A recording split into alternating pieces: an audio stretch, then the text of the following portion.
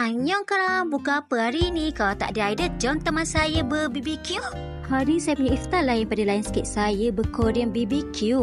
Korang pilih chicken, lamb ataupun bulgogi. Pilihan air pun ada. Okey, saya punya set ada bulgogi, miso soup, lepas tu ada Korean roll egg dan juga fries.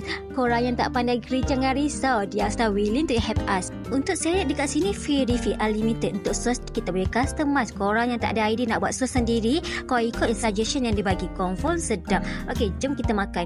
Korang, daging dia lembut sangat-sangat korang. Cair di mulut orang kata. Okey, untuk miso soup dia agak pedas sikit, tapi pedas dia dalam level 3 saja. Sesuai untuk kanak-kanak juga. Dia punya roll egg ni kan confirm korang nak lagi dan lagi punya lembutnya.